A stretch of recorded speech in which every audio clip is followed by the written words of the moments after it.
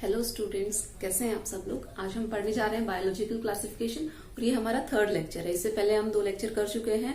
First lecture में हमने कुछ क्लासिफिकेशन सिस्टम डिस्कस किए थे कि 2 kingdom classification system, 5 kingdom classification system किसने दिए थे, ठीक है। उसके बाद में हमने नेक्स्ट चैप्टर में हमने मोनेरा को डिस्कस किया था, उसके सारे कैरेक्टरिस्टिक्स डिस्कस किए थे अच्छे से और उसमें कौन कौन से ऑर्गेनिज्म आते हैं हमने ये डिस्कस किया था। नेक्स्ट अब हमारा जो किंगडम है वो है प्रोटिस्टा, ठीक है, किंगडम प्रोटिस्टा। आज हम इसके कुछ फीचर डिस्कस करेंगे और इसके अंदर क्या क्या ग्रुप्स आते हैं, कौन कौन से ऑर्गेनिजम्स आते हैं वो पढ़ेंगे, ठीक है। ओके, इसके जनरल कैरेक्टर्स जैसा कि हम पहले भी डिस्कस कर चुके हैं कि प्रोटिस्टा में सारे सिंगल सेल्ड यूकैरियोट्स आते हैं। मोनेरा में भी सिंगल सेल आते थे, लेकिन वो कैसे थे, वो प्रोकैरियोट थे। मोनेरा में क्या आता था, बैक्टीरिया आता था, तो बैक्टीरिया इज ए प्रोकैरियोट। और प्रोटिस्टा में सारे के सारे सिंगल सेल्ड यूकैरियोट आते थे, मतलब ऑर्गेनिज्म सिर्फ एक सेल से बना होगा, सिंगल सेल से बना होगा, बट यूकैरियोट होगा, मतलब सिंगल सेल होगा बट यूकैरियोट होगा। अब यूकैरियोट हमने डिस्कस कर लिया था कि what do we understand by the term eukaryote, मतलब ऐसा ऑर्गेनिज्म या फिर ऐसा सेल जिसका न्यूक्लियर मेम्ब्रेन से बाउंड होगा, ठीक है। और प्रोकैरियोट में क्या था, न्यूक्लियस सिर्फ ऐसे ही पड़ा हुआ था साइटोप्लाज्म में, उसमें कोई भी न्यूक्लियर मेम्ब्रेन नहीं थी, ना ही अदर ऑर्गेनल्स थे, ठीक है।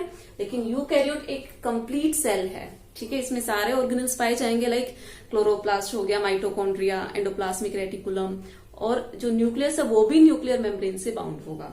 तो इतना समझ में आ गया कि ये थोड़ा सा एडवांस है, मतलब मोनेरा से थोड़ा सा एडवांस किंगडम है ये।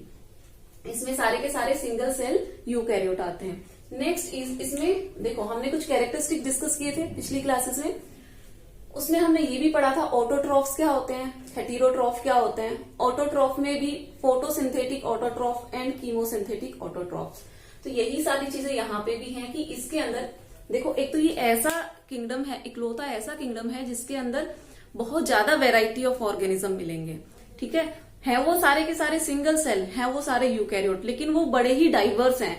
कोई हो सकता है ऑटोट्रॉफिक मैकेनिज्म शो करता होगा, कोई नहीं करता होगा, किसी का सेल वॉल दूसरे कंपोनेंट से लाइक सेलुलोज से बना है तो किसी का सेल वॉल है ही नहीं, मतलब बहुत ही ज्यादा वेराइटी ऑफ ऑर्गेनिज्म देखने को मिलेंगे इस वाले किंगडम में, ठीक है। तो जनरली ये एक्वेटिक होते हैं, मतलब पानी में ही पाए जाते हैं, ये आपको पता होना चाहिए। और आई थिंक पता भी होगा कि लाइफ की जो स्टार्टिंग थी सबसे पहले वाटर में ही शुरू हुई थी, ओशन में ही लाइफ का फॉर्मेशन हुआ था, ठीक है। तो ये सारे के सारे कैसे प्रिमिटिव से ऑर्गेनिज्म है ना, बहुत मतलब कि अर्लीस्ट ऑर्गेनिज्म हम कह सकते हैं।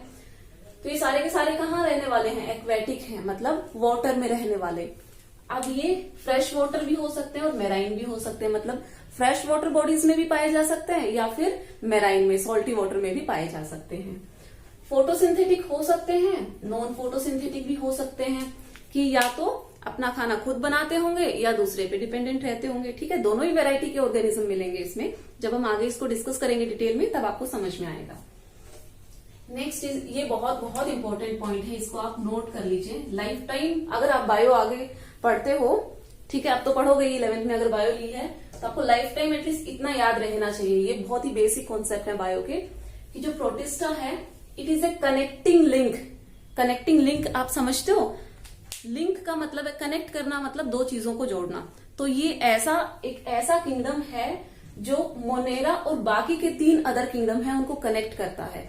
तो इसको हम क्या बोलते हैं, protista is a connecting link between Monera and other 3 kingdom, that is fungi, Plantae and Animalia. Screen पे एक इमेज देखो, आपको दिख रहा है कि सबसे नीचे में क्या है, मोनेरा है। मोनेरा में भी eukaryote, archaebacteria and you bacteria लिखा हुआ है, ठीक है, क्योंकि हमने मोनेरा को भी 2 में डिवाइड किया था। उसके बाद में आप बीच में देखो क्या है, प्रोटिस्टा है। और प्रोटिस्टा के बाद में ऐसा नहीं कि फंगाई है, उसके ऊपर प्लांटे है, उसके ऊपर एनिमिलिया है, ऐसा नहीं है। सीधा प्रोटिस्टा के अटैच्ड आपको 3 किंगडम दिखाई दे रहे होंगे, कि एक तरफ आपको फंगाई दिखाई दे रही है, एक तरफ आपको प्लांटे दिखाई दे रहा है और एक तरफ आपको एनिमिलिया दिखाई दे रहा है। इससे आपको क्या समझ में आया कि प्रोटिस्टा के अंदर जो ऑर्गेनिजम्स हैं उनके अंदर कुछ ऐसे फीचर हैं जो मोनेरा से भी मिलते हैं, ठीक है, जो फंगाई से भी मिलते हैं, जो प्लांटे से भी मिलते हैं और कुछ एनिमिलिया से भी मिलते हैं। मतलब सोचो कितनी वैरायटी ऑफ ऑर्गेनिजम्स होंगे इस किंगडम के अंदर, प्रोटिस्टा के अंदर। तभी तो इतने वैरायटी ऑफ ऑर्गेनिजम्स होने की वजह से ही तो इतने अलग अलग कैरेक्टर्स ये शो कर रहा है कि सबके साथ में मैचिंग दिखा रहा है।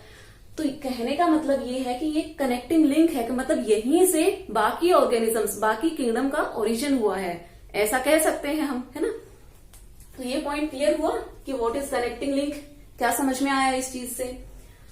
अब एक खास बात और होती है, लास्ट क्लास में अगर आपको याद हो तो फ्लैजिला के बेस पे मैंने कुछ क्लासिफिकेशन करवाए थे, बैक्टीरिया के अंदर, मोनेरा के अंदर करवाए थे, ठीक है। तो यहाँ पे भी इन ऑर्गेनिजम्स में भी फ्लैजिला देखने को मिलता है, फ्लैजिला के साथ साथ सिलिया भी देखने को मिलता है। फ्लैजिला साइज में बड़ा होता है और सिलिया साइज में छोटा होता है। दोनों का ही फंक्शन क्या है, मूवमेंट के लिए है दोनों का फंक्शन, ठीक है। ऑर्गेनिज्म को मूव कराने में हेल्प करते हैं, ठीक है, मोटिलिटी प्रोवाइड करते हैं ऑर्गेनिज्म को। ये पढ़ेंगे, अब डिटेल में पढ़ेंगे।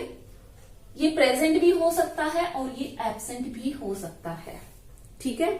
जब ये प्रेजेंट होता है, अगर फ्लैजिला प्रेजेंट है, फ्लैजिला या सिलिया प्रेजेंट है, तो एक अरेंजमेंट होता है, उस अरेंजमेंट को बोलते हैं 9+2 अरेंजमेंट, ठीक है। ये 9+2 क्या है, ये आपको 11th क्लास में एक चैप्टर हम आगे पढ़ेंगे डिटेल में, तो इसका फ्लैजिला का एक स्ट्रक्चर दिखाएंगे, उसमें आपको समझ में आएगा 9+2 क्या है। ये एक एडवांस ऑर्गेनिज्म का स्ट्रक्चर है, एक एडवांस ऑर्गेनिज्म का फीचर है। और सो जो हम बात कर रहे हैं प्रोटिस्टा की, ये तो इतना एडवांस नहीं है, बट ये एडवांस ऑर्गेनिज्म वाले कैरेक्टरिस्टिक दिखा रहा है। हो सकता है ये पॉइंट आपको नहीं समझ में आया होगा, कोई बात नहीं, धीरे धीरे जब हम आगे बढ़ेंगे तो आपको समझ में आएगा। अब आते हैं हम इनके रिप्रोडक्शन में। तो ये एसेक्सुअली भी रिप्रोड्यूस करते हैं एंड सेक्सुअली भी रिप्रोड्यूस करते हैं, दोनों मोड ऑफ रिप्रोडक्शन शो करते हैं, ठीक है। ये तो थे कुछ जनरल फीचर्स, ठीक है। ये हमने सारे कलेक्टिवली पढ़े हैं, एक पर्टिकुलर ग्रुप का नहीं पढ़ा है, ठीक है। मोनेरा को भी हमने 5 अदर ग्रुप में डिवाइड किया हुआ है, लेकिन ये हमने सारे उन 5 ग्रुप के इकट्ठे फीचर्स पढ़े हैं। अब अगर मैं बात करूं तो अलग अलग हमने इसको 5 ग्रुप में डिवाइड किया है। किसको, प्रोटिस्टा को हमने 5 ग्रुप में डिवाइड किया है। फर्स्ट है क्राइजोफाइट, क्राइजोफाइट या फिर क्रीजोफाइट भी बोलते हैं इसको। दूसरा है डाइनोफ्लैजलेट,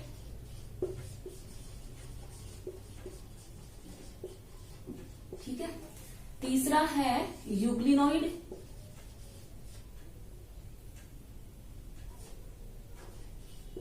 यूग्लिनोइड्स।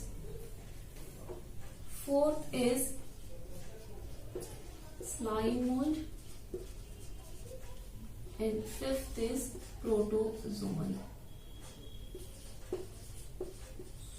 ठीक है।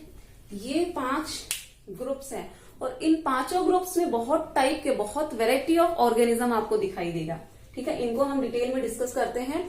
सबसे पहले हम क्रीजोफाइट को ही डिस्कस करेंगे, ठीक है।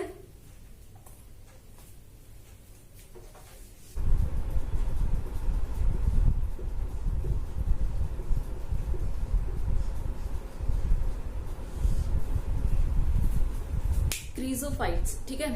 अब सबसे पहले तो आप इसकी इमेज देखिए, स्क्रीन पे आपको दिख रही होगी। बहुत ही छोटे छोटे से ये माइक्रोस्कोपिक होते हैं, ठीक है। ऐसे नहीं, ऐसे ही नेकेड आइज से विजिबल नहीं है, जब हम इनको माइक्रोस्कोप के अंडर ऑब्जर्व करते हैं तभी ये हमें दिखाई देते हैं, ठीक है। तो आप देखो ये कैसे छोटे छोटे दिखाई दे रहे हैं और ऐसे लगते हैं जैसे ये ऑर्नामेंट हो, है ना, कि मतलब बहुत ही सुंदर सुंदर ऑर्नामेंट जो ज्वेलरीज हम पहनते हैं वैसा इनका डिजाइन होता है, मतलब इनका डिजाइन बहुत सुंदर होता है, ठीक है। इसीलिए इनको ornament of the plant kingdom कहा जाता है, क्योंकि पहले हम इनको प्लांट में कंसीडर करते थे, ठीक है। अब देखो आप, इसमें डाइएटम एंड डेस्माइड, ठीक है, 2 ऑर्गेनिज्म आते हैं मेनली। तो अब डाइएटम का स्ट्रक्चर देखो कि एक स्ट्रक्चर आपको दिख रहा होगा जैसे कि एक डब्बा होगा, गोल गोल, जैसे डब्बा बंद करते हैं ना, कि 2 लेयर होती है, जैसे साबुनदानी होती है, साबुनदानी समझते हैं ना, जिसमें हम साबुन रखते हैं, तब हम उसको बंद करते हैं तो ऐसा लगता है ना कि एक ऊपर से लेयर है और एक नीचे से लेयर है। तो ये ऑर्गेनिज्म भी कुछ ऐसे ही दिखते हैं, ये इनका कैरेक्टरिस्टिक फीचर है कि इनके सेल वॉल का अरेंजमेंट ऐसा होता है कि लगता है कि 2 लेयर आपस में फिट कर रखी है, ठीक है। तो अब आपने देख लिया, इनका स्ट्रक्चर देख लिया, चलो अब हम फीचर्स पे बढ़ते हैं। सबसे पहले तो हम इंक्लूड कर लेते हैं कि इसके अंदर कौन कौन से ऑर्गेनिजम्स आते हैं। डाइएटम्स नाम है ये, ठीक है, एंड डेस्मिड्स आते हैं, ठीक है, डेस्मिड या फिर डेस्माइट कुछ भी बोल सकते हैं आप इसको। इसका दूसरा नाम है गोल्डन एल्गे। अब देखो आप एल्गे लिख दिया है तो ये मत समझना कि ये प्लांट है या ये एल्गी है, नहीं। ऐसे ही हमने ब्लू ग्रीन एल्गे एक बैक्टीरिया को भी नाम दिया था, क्योंकि पहले उनको हम एल्गे समझते थे, ठीक है। ये तो जैसे जैसे एडवांसमेंट होता आया है टेक्नोलॉजी में, जैसे जैसे हमें इलेक्ट्रॉन माइक्रोस्कोप का पता चला है, उसके अंडर हमने चीजों को ऑब्जर्व करना स्टार्ट किया, तब हमें पता चला है ठीक से। उससे पहले तो हम ऐसे इनको डिवाइड कर देते थे, ठीक है। तो एडवांसमेंट के साथ साथ हमने इनको अलग से क्लासिफाई किया। तो ये ऑर्गेनिज्म पहले किसमें हुआ करते थे? एल्गे में हुआ करते थे, तो इनका नाम गोल्डन एल्गे था, ठीक है। बाद में हमने इनको प्रोटिस्टा के अंदर डाला कि नहीं ये तो भाई सिंगल सेल है और ये यूकैरियोट भी है, तो ये कहाँ होने चाहिए? ये प्रोटिस्टा के अंदर होने चाहिए। क्लासिफिकेशन समझ में आ रहा होगा आपको, है ना। तो इस वजह से इनको हम गोल्डन एल्गे भी कहते हैं। कंफ्यूज मत होना कि ये एक्चुअल वाले एल्गे नहीं है, ठीक है। तो दो ऑर्गेनिज्म आते हैं क्रीजोफाइट में, एक डायेटम एंड एक डेस्मिड, ठीक है। दे आर माइक्रोस्कोपिक, ठीक है। कैसे हैं ये? माइक्रोस्कोपिक, मतलब ये माइक्रोस्कोप के अंदर ही ऑब्जर्व किए जा सकते हैं, वैसे नहीं दिखाई देते हैं नेकेड आई से। दूसरे, ये पैसिवली फ्लोट करते हैं विद वाटर करंट। अब इसका क्या मतलब हुआ? अब इतना तो आपको समझ में आया होगा कि एक्वेटिक हैं, तो या तो ये समुद्र में पाए जाएंगे या किसी नदी वदी में पाए जाएंगे, फ्रेश वाटर सोर्स होगा इनका, ठीक है।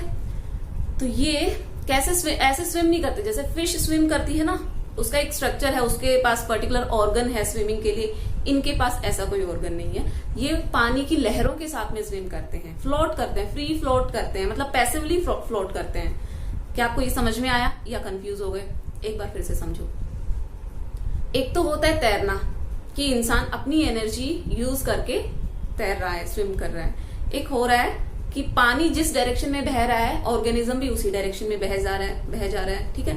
तो ये वाले ऑर्गेनिज्म है कि वाटर जहां बहेगा, जिस डायरेक्शन में बहेगा, ये भी वैसे ही फ्लोट करेंगे वाटर के साथ। इसी को कहते हैं पैसिवली फ्लोटिंग ऑर्गेनिज्म, ठीक है। एक्टिवली अगर टर्म आता मतलब ये खुद अपनी एनर्जी यूज करके स्विम कर रहे हैं, लेकिन हमने यहाँ टर्म क्या यूज किया? पैसिवली, ठीक है। तो पहला तो ये हो गए microscopic and they float passively with water current, ठीक है। पानी की, समुद्र की लहरों के साथ साथ ये मूव करते हैं। Next is they are photosynthetic, they are photosynthetic, मतलब ये कैसे ऑर्गेनिज्म है?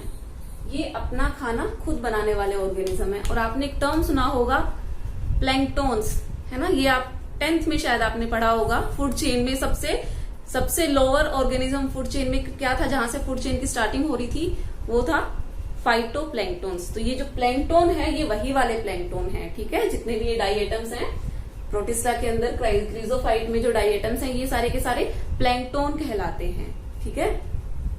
लिख दूं, इस वर्ड को लिख देती हूँ, समझ तो आप गए होंगे। प्लैंकटॉन्स भी हम इनको कहते हैं, ठीक है। और हमें पता है कि सबसे ज्यादा फोटोसिंथेसिस कौन से ऑर्गेनिजम्स करते हैं? प्लैंकटॉन ही करते हैं। तो कहने का मतलब आपको समझ में आ गया होगा कि इस ग्रुप में ऐसे भी ऑर्गेनिज्म हैं जो फोटोसिंथेटिक हैं, सबसे ज्यादा फोटोसिंथेसिस करते हैं, ठीक है। इतना समझ में आ गया।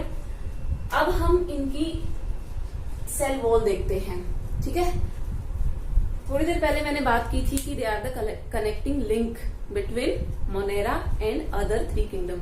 तो सेल वॉल किसका फीचर था? प्लांट का फीचर है सेल वॉल, ठीक है। और इससे पहले हमने पढ़ा था मोनेरा में भी सेल वॉल है, उसका कंपोजिशन डिफरेंट था, ठीक है। पेप्टाइडोग्लाइकन से बनी थी वो, सेलुलोज से नहीं बनी थी, बट थी तो वो सेल वॉल। तो यहाँ इसके भी कुछ ऑर्गेनिजम्स में सेल वॉल देखने को मिलती है, इसका भी कंपोजिशन अलग है। याद रखना, आप सेल वॉल से सिर्फ हो सकता है सेलुलोज समझते होंगे कि सेल वॉल सिर्फ सेलुलोज से बनी होती है, बट ऐसा नहीं है, वो तो सिर्फ प्लांट्स में बनी होती है, ठीक है। बाकी के जो ऑर्गेनिजम्स हैं उनमें उनका कंपोजिशन डिफर कर सकता है।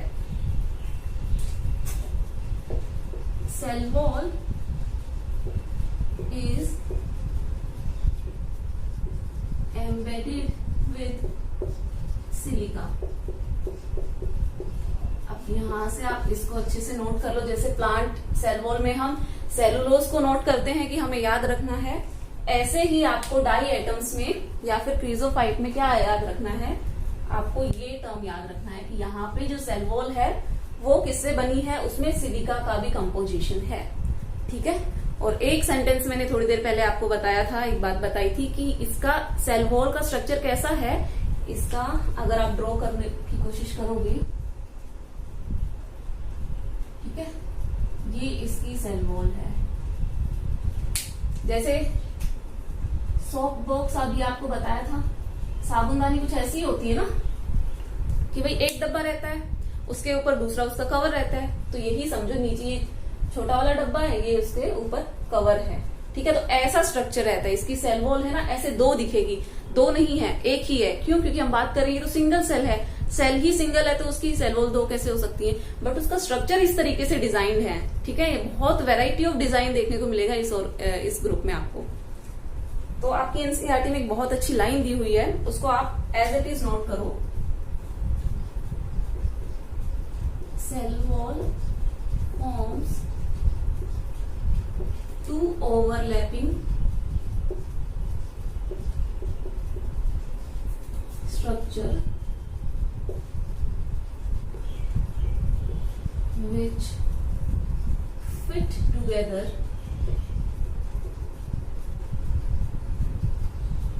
as in a cell box।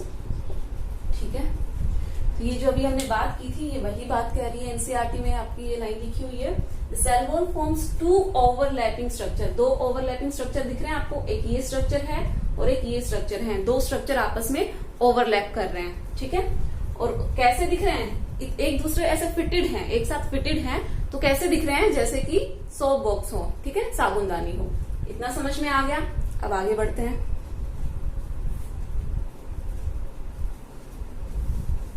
ठीक है। अब हम बात करते हैं, देखो ये ऑर्गेनिज्म है, समुद्र में पाए जाते हैं। अब इनकी कोई लाइफ स्पेन होगी ना, मतलब कितने टाइम तक ये जिंदा रहेंगे, एक ना एक टाइम के बाद इनकी डेथ तो होनी है। तो जब इनकी डेथ होती है तो ऑर्गेनिज्म मर जाता है, लेकिन सेल वॉल ऐसे ही रह जाती है, क्योंकि वो सिलिका से बनी है। और जो सिलिका है वो बहुत ही, मतलब कह सकते हो, रिजिड स्ट्रक्चर है, इतना इजीली ब्रेक नहीं होने देता है। ठीक है। तो वो सेल वॉल का डिपोजिशन होता चला जाता है। अब सोचो, ये इतनी माइक्रोस्कोपिक ऑर्गेनिज्म है। ठीक है।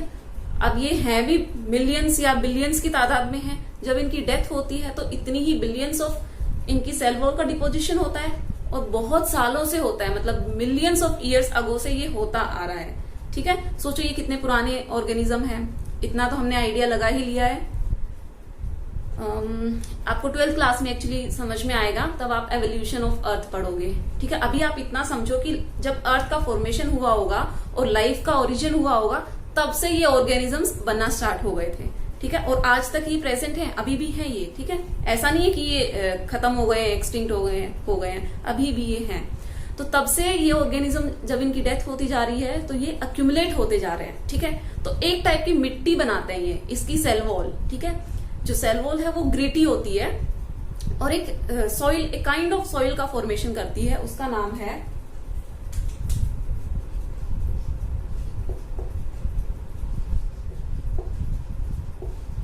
डाईएटोमेशियस अर्थ।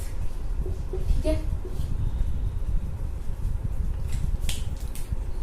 अगर आप कभी समुद्र के किनारे गए होगे तो वहां की रेत आपने देखी होगी, वहां की मिट्टी आपने देखी होगी कि कैसी बालू रेत जैसी नहीं होती है। अगर आपको उसको उठाते हो हाथ में तो वो हाथ की चिपक भी जाती है, उसमें कुछ शाइनी शाइनी सब्सटेंस भी आपको दिखाई देते हैं, वो सिलिका ही होते हैं। जो चमकता है ना, वो सिलिका होता है।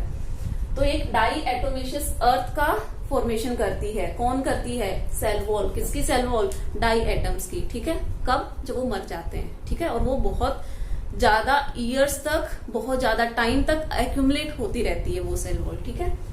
अब जब ये मिट्टी बन गई है, डाईएटोमेशियस अर्थ बन गई है, तो इसका कुछ यूज भी होगा। ठीक है। ग्रिटी होने की वजह से इट इज यूज्ड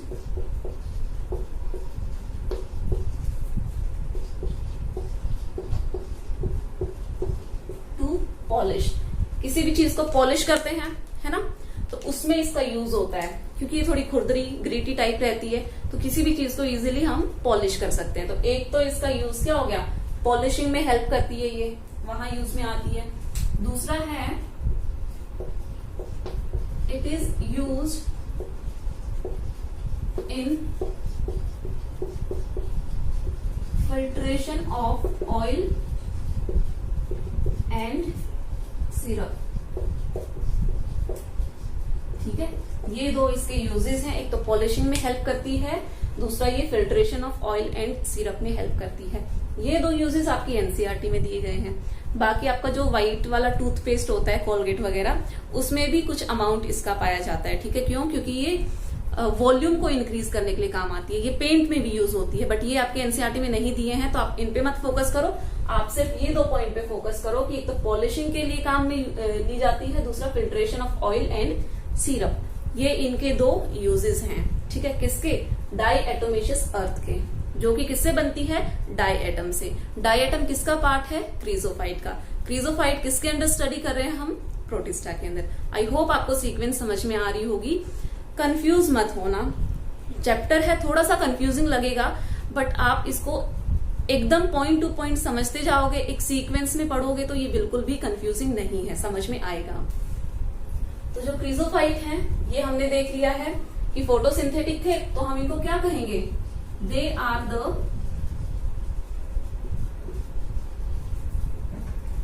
हम कह सकते हैं लार्जेस्ट प्रोड्यूसर इन ओशन। जो ओशियन है, ये उनमें लार्जेस्ट प्रोड्यूसर का काम करते हैं। ठीक है, इन्हीं को फिश खाती हैं। ठीक है, जो समुद्र में बाकी के जो ऑर्गेनिजम्स पाए जाते हैं, एक्वेटिक एनिमल्स, किनको उनका फूड क्या है? यही है, प्लैंक्टोन्स ही उनका फूड है। तो मेनली प्रोड्यूसर कौन है? यही प्लैंक्टोन्स, डाईएटम्स। ठीक है, इतना समझ में आ गया। ये वाला पार्ट यहीं पे कंप्लीट होता है। कौन सा वाला पार्ट? क्रीजोफाइट का। अब नेक्स्ट हम आते हैं डाइनोफ्लैजेलेट पे। अगला ग्रुप हम स्टडी करेंगे, दैट इज डाइनोफ्लैजेलेट। अभी तक हम प्रोटिस्टा को ही स्टडी कर रहे हैं। ठीक है,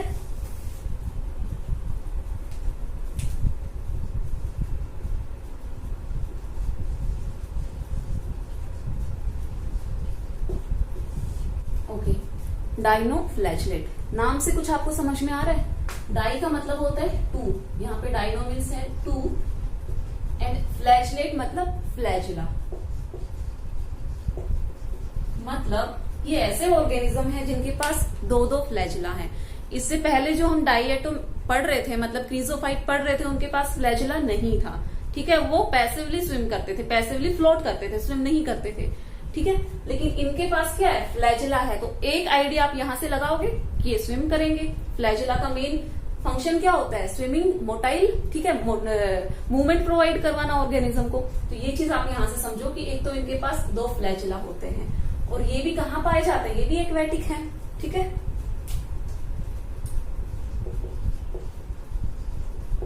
ठीक है, कैसे ऑर्गेनिज्म है? ये भी एक्वेटिक है, दो फ्लैजुला होते हैं। दूसरा, एक पहले आप एक स्ट्रक्चर देखो इसका, स्क्रीन पे आपको स्ट्रक्चर दिखाई दे रहा होगा। एक फ्लैजुला तो वर्टिकली है और एक हॉरिजॉन्टली रैप्ड है, मतलब गोल घुमा हुआ है, लिपटा हुआ है, कह सकते हैं। ऐसा स्ट्रक्चर आपको दिख रहा है। तो ये जो दो फ्लैजुला है, ये दोनों के दोनों ऐसे फ्री स्विमिंग नहीं है, फ्री फ्लोटिंग टाइप नहीं है। ऐसा नहीं है कि दोनों फ्लैजुला हैंग कर रहे हैं। सिर्फ एक ही फ्लैजुला है जो वर्टिकली हैंग करता है, और दूसरा सेल वॉल की प्लेट्स के बीच में लिपटा हुआ रहता है। ठीक है, नहीं समझ में आया तो फिर से आपको ये चीज समझाती हूँ कि पहले तो लिख लेते हैं हम इसको कि दो फ्लैजुला हैं, तो वन फ्लैजुला हैंग्स वर्टिकली। आप वर्टिकली का मतलब समझते हो?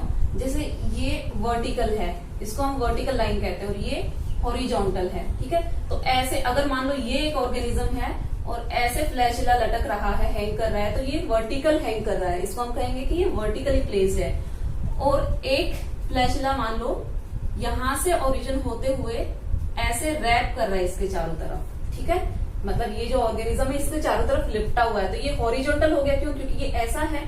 तो मैं इसको लिख सकती हूँ कि एक फ्लैजिला वर्टिकली हैंग करता है and the other wraps around the organism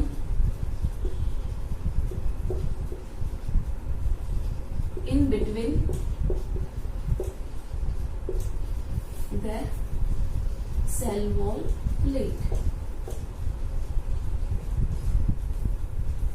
आपने अभी डायग्राम में देखा होगा सेल वॉल है तो ये single cell organism, but cell wall का स्ट्रक्चर कुछ ऐसा है कि अलग अलग प्लेट लाइक स्ट्रक्चर आपको दिखेगा। ठीक है, ऐसा एक स्मूथ सेल वॉल नहीं दिखेगी, ऐसा नहीं कि एक ही लेयर है।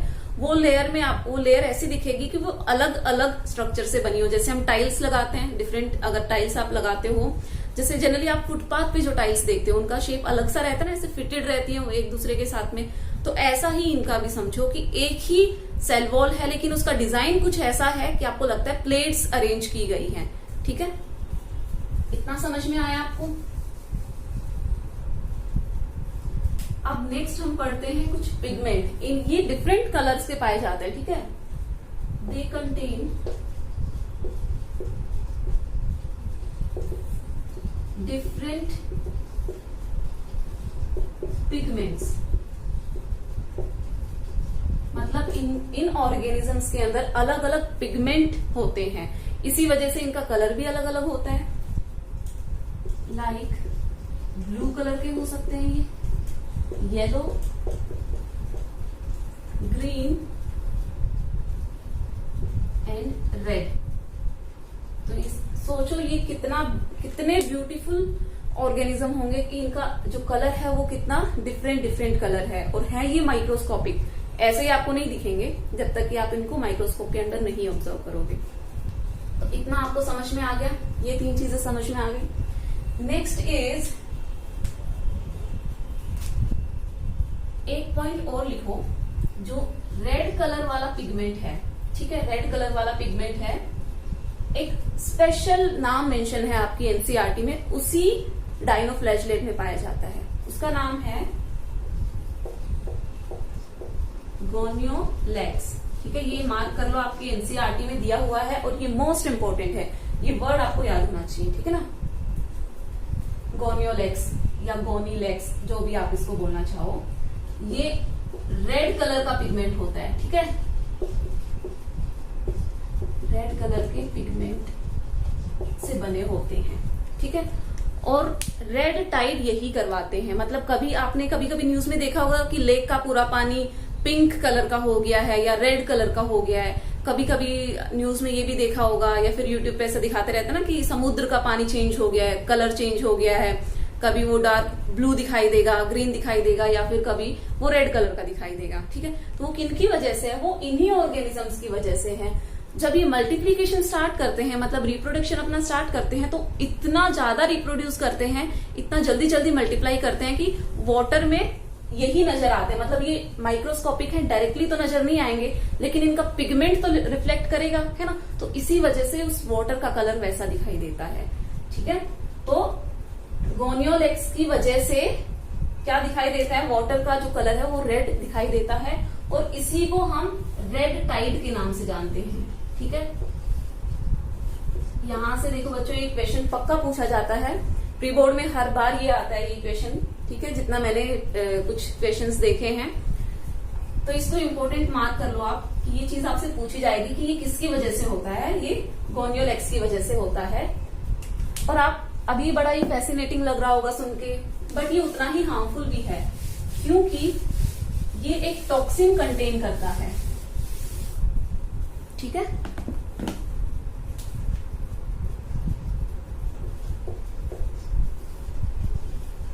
ये एक टॉक्सिन सिक्रीट करता है।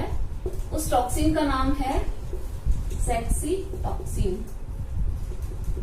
नाम तो एनसीईआरटी में नहीं मेंशन है, बट एटलीस्ट आप टॉक्सिन याद रखो।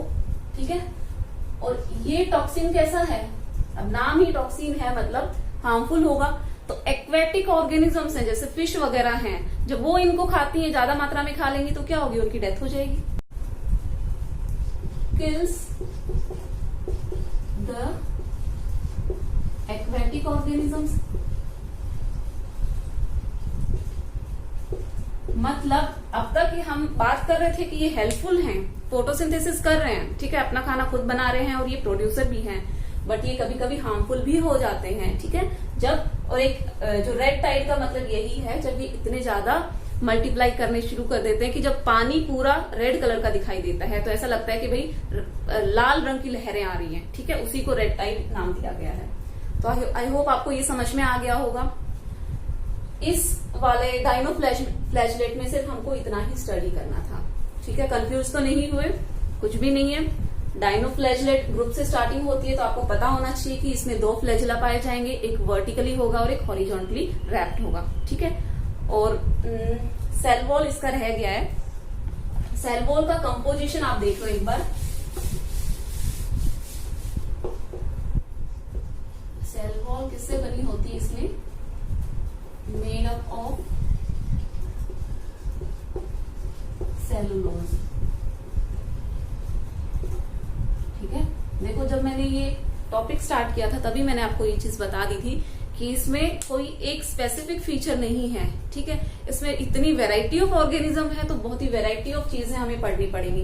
इससे पहले हमने जब क्रीजोफाइट की बात की थी तो वहां पे सेल वॉल में सिलिका पाई जाती थी और यहाँ पे सेल वॉल में सेलुलोज पाया जाता है कि ये किससे बना है, ये सेलुलोज से बना है। तो ये टॉपिक यहाँ पे खत्म होता है। टॉपिक मतलब डायनो फ्लैशलेट यहाँ पे कंप्लीट होता है। नेक्स्ट हम आते हैं यूग्लिनोइड पे।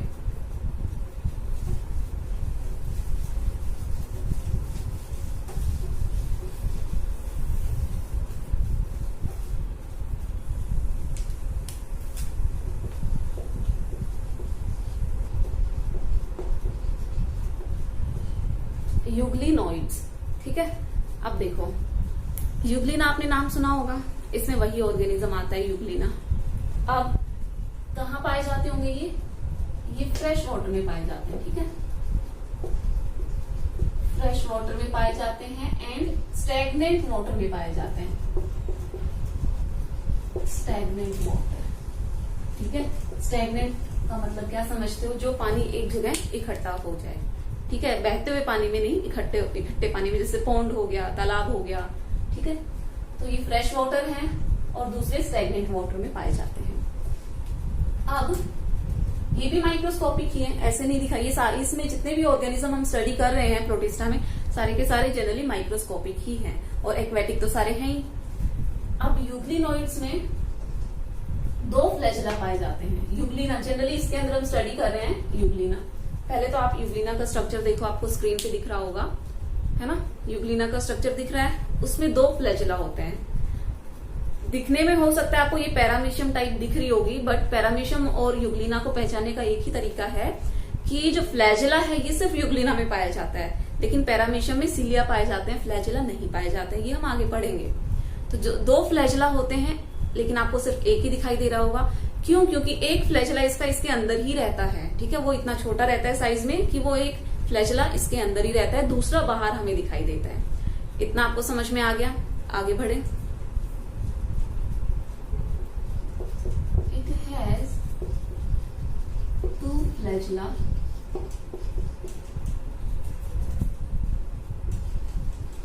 one is outside the body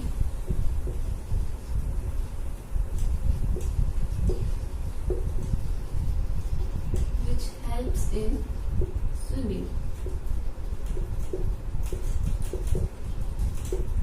and other is located inside, ठीक है। इतना समझ में आ गया? ये वाला पॉइंट मैंने एक्सप्लेन कर दिया है। नेक्स्ट हम आते हैं इसकी सेल वॉल पे। सेल वॉल, इसमें सेल वॉल नहीं पाई जाती। देखो इससे पहले हमने 2 ग्रुप स्टडी किए हैं, डायनो फ्लैशलेट एंड क्रीजोफाइट, दोनों में ही सेल वॉल थी। यहाँ पे सेल वॉल इज एब्सेंट, लेकिन एक लेयर पाई जाती है, प्रोटीन की लेयर पाई जाती है, स्पेशल लेयर। तो आप लिख सकते हो instead of cell wall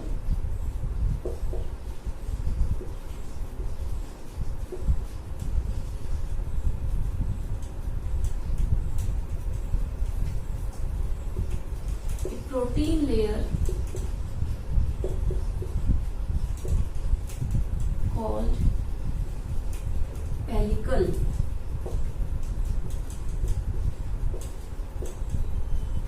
is found. ठीक है, मतलब इसमें पेलिकल फाउंड पाई जाती है, पेलिकल लेयर पाई जाती है यूग्लिना में।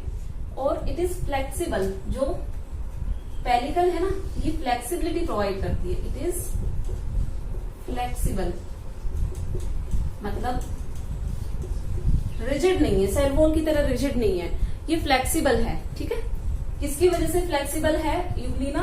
इस लेयर की वजह से, प्रोटीन लेयर की वजह से, जिसको हम पेलिकल कहते हैं। प्रोटीनेशियस लेयर है ये। इतना समझ में आ गया आपको? ओके, नेक्स्ट बढ़ते हैं। नेक्स्ट हम इनकी बात करते हैं मोड ऑफ न्यूट्रिशन की। देखो, यूग्लिना को आप याद रखना बहुत ही इंपॉर्टेंट ऑर्गेनिज्म है। और क्यों इंपॉर्टेंट ऑर्गेनिज्म है? क्योंकि ये mixotrophic mode of nutrition show करता है। हो सकता है आप पहली बार सुन रहे होगे, क्योंकि मैंने इसको पहले डिफाइन नहीं किया है। मिक्सोट्रॉफिक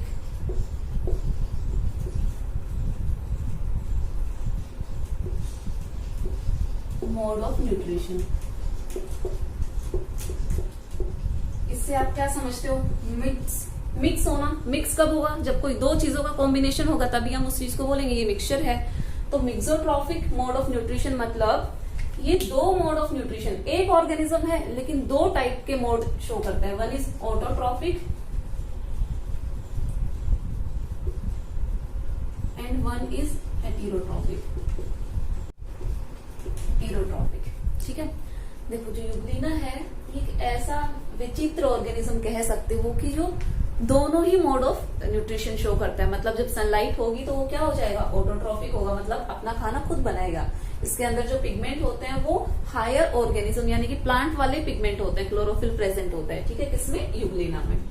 और जब धूप नहीं है, सनलाइट नहीं मिल रही है, तो ये क्या कैसे शो करेगा अपना मोड ऑफ न्यूट्रिशन? हेटेरोट्रॉफिक, मतलब दूसरे ऑर्गेनिज्म पे डिपेंडेंट हो जाएगा। ठीक है, अपना खाना खुद नहीं बनाएगा। एक ऑर्गेनिज्म, अभी तक हमने क्या पढ़ा था? या तो ऑर्गेनिज्म ऑटोट्रॉफिक था या ऑर्गेनिज्म हेटेरोट्रॉफिक था। मतलब या तो अपना खाना खुद बना रहा है या दूसरे पे डिपेंडेंट है। ठीक है, वो दो अलग अलग ऑर्गेनिज्म ऐसा मैकेनिज्म शो कर रहे थे। ठीक है, यहाँ पे ऑर्गेनिज्म सिर्फ एक सिंगल है, दैट इज यूग्लिना, लेकिन वो दो टाइप के मोड ऑफ न्यूट्रिशन शो करता है, इसीलिए उसको हमने टर्म दिया है मिक्सोट्रॉफिक। ठीक है, मतलब उसका जो मोड ऑफ न्यूट्रिशन है वो मिक्स्ड है, ना तो प्योरली ऑटोट्रॉफिक है ना ही प्योरली हेटेरोट्रॉफिक है। ठीक है, सनलाइट पे डिपेंड करता है। अगर सनलाइट मिल रही है तो वो कैसे एक्ट करेगा? वो ऑटोट्रॉफ की तरह एक्ट करेगा, अपना खाना खुद बनाएगा। और सनलाइट नहीं मिल रही है तो वो एज ए हेटेरोट्रॉफ की तरह एक्ट करेगा। इतना समझ में आ गया मोड ऑफ न्यूट्रिशन? ठीक है, एक पॉइंट लिख लो इसमें, pigments are pigments present in euglena are similar to plants. Similar to plants मतलब देखो, फिर से देखो, जब भी हम एक कैरेक्टर लिख रहे हैं, जो बात हमने जब ये चैप्टर हमने स्टार्ट किया था, यानी ये टॉपिक आज का लेक्चर हमने स्टार्ट किया था, तब हमने एक बात कही थी बहुत ही important, that was connecting link. तो अगर आपके माइंड में वो लाइन है कि प्रोटिस्टा जो ग्रुप है it is the connecting link between Monera and other 3 kingdom, तो जैसे जैसे हम इसके कैरेक्टर स्टडी कर रहे हैं आप इसको रिलेट कर पा रहे होगे कि ऑटोट्रॉफिक की बात की तो ये क्या है, कैसा वाला ऑटोट्रॉफ है, मतलब हायर प्लांट के जो पिगमेंट है वही पाए जा रहे हैं इसमें। तो ये एक कनेक्टिंग लिंक हो गया, मतलब है बहुत ही प्रिमिटिव सा ऑर्गेनिज्म, लेकिन इसके फीचर्स कैसे हैं, एडवांस वाले फीचर भी ये शो कर रहा है। अब इसमें अगर आप इसका रिप्रोडक्शन देखोगे,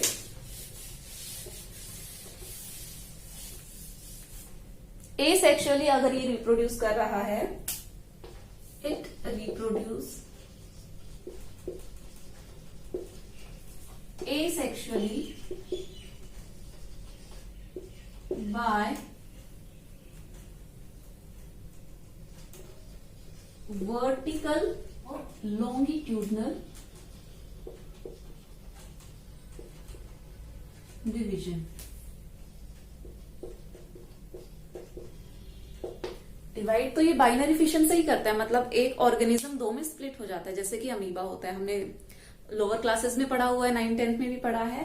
तो ऐसे ही ये भी दो में डिवाइड होता है, लेकिन देखो हमने पढ़ा था अमीबा का कोई पर्टिकुलर शेप नहीं होता, वो अपना शेप चेंज करता रहता है, बट यूग्लिना का ऐसा नहीं है, ठीक है। उसका एक पर्टिकुलर शेप होता है और उसका जो डिवीजन है वो भी पर्टिकुलर ही होगा, ठीक है। तो वो लॉन्गिट्यूडनल एक्सिस में डिवीजन करता है, ठीक है। ये लॉन्गिट्यूडनल एक्सिस है, ठीक है, और ये वर्टिकल एक्सिस है।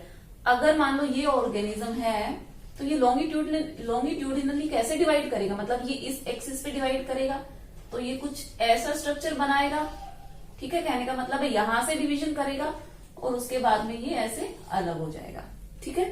अगर अब मैं बात करूं कि हॉरिजॉन्टली डिवाइड करेगा, तो ये एक ऑर्गेनिज्म है, हॉरिजॉन्टली ये ऐसे डिवाइड करेगा, तो इसका स्ट्रक्चर कैसे बनेगा, मतलब ये कुछ ऐसा बनाएगा और उसके बाद में ऐसे ऐसे मतलब दो ऑर्गेनिज्म बन जाएंगे।